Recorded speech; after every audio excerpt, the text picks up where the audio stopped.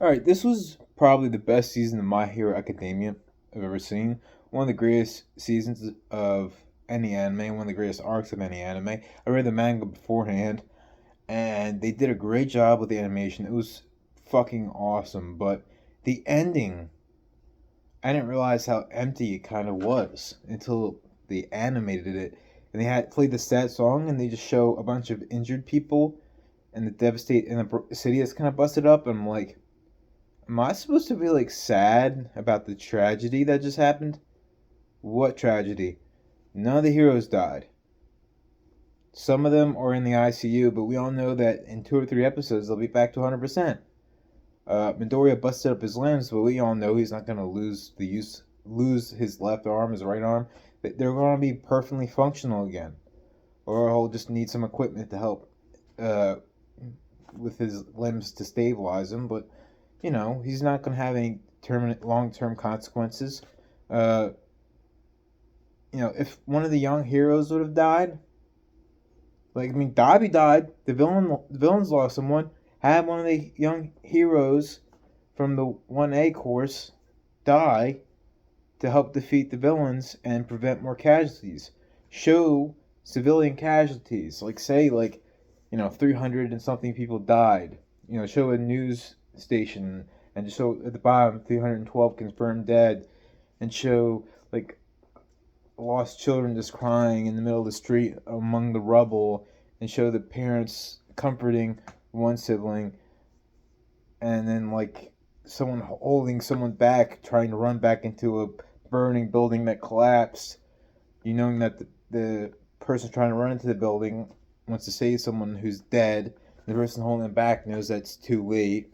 Like then I would have been like, wow, I would have teared up and I would have had a powerful emotional moment and been like, wow, this was devastating. This was terrible. Like I understand what the league's trying to do, but at the same time, all this death and destruction, it's so sad.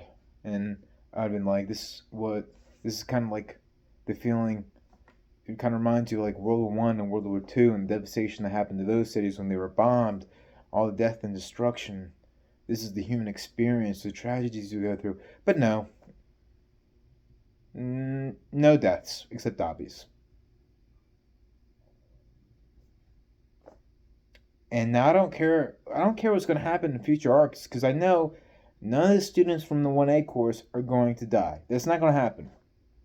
All might die. Gran Torino might die because they're both really old, and they'll try to play that off as sad. But it's like, how many years do they have left in them anyway? Like, even if they didn't die in a battle, they might have had like 2 years left. So it's not really that sad. It's like your grandpa dying. It's sad, but it's like, yeah, he was 92. How? What do you think he was going to live to 127? Come on now. But if someone like 15, 16, 17, 18, 19, 20 years old dies, you know, maybe two of them die, maybe three. Maybe you take a little note out of, well, I don't want to spoil another anime, but there's another anime this season that isn't afraid of letting characters you love die. And that's why it's a masterpiece and freaking badass and awesome. And a just I just love it so much because it says look at all these anime tropes. I'm ignoring all of them. I love films, and in the intro of the anime, it has all these references, all these different great films that influenced the manga creator, and he's going by the best films ever created. That those are his influences, not other manga, not other anime. He's not just like regurgitating other anime from earlier eras and just creating the same crap by consuming the same bullcrap and just pooping out the same stuff from a previous generation, but just like with new characters, models, and the same plot, but just like slightly different in like one or two weird ways. Like that's like a lot of anime today. It's just a kid who watched a lot of anime being inspired by the anime and just making something completely derivative and silly and dumb and boring and something we've all seen 1,000 times before. Whereas with this new anime where there's actually stakes and people can die, the creator was influenced by things, movies, and films from all over the world. and by novels from all over the world, classic novels from all over the world.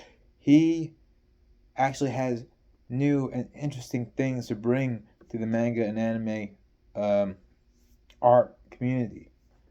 Whereas My Hero Academia is really good. It's fun. It's interesting. It's a fun ride, but it's not like one of those derivative, boring animes. It's not that bad. It's really good and it's really fun and it's a great shonen show. But it could have been a lot more. It could have been a masterpiece. For me, it's a great anime, but it's not a masterpiece. Whereas the other anime that you all know what I'm talking about if you've seen it is definitely a masterpiece. Is definitely a masterpiece. Like once in a lifetime sort of like great freaking anime that it's like the Cowboy Bebop of this generation. It's awesome. But anyway, those are my thoughts. Have stakes. I'm not going to be afraid in future arcs when characters go up against All for One, because I know they're all going to be fine. I know Midoriya is not going to die, so I don't care. I know the outcome before the end of the anime.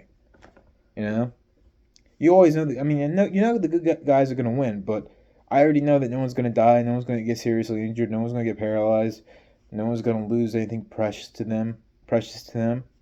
Hell, an animal won't die.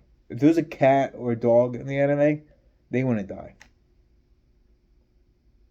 If there was a pigeon that everybody liked, the pigeon wouldn't die. There could be a rat everybody liked in the anime, the rat wouldn't die. Like, no stakes whatsoever. Like, even a C-list character can't die. It's just so stupid.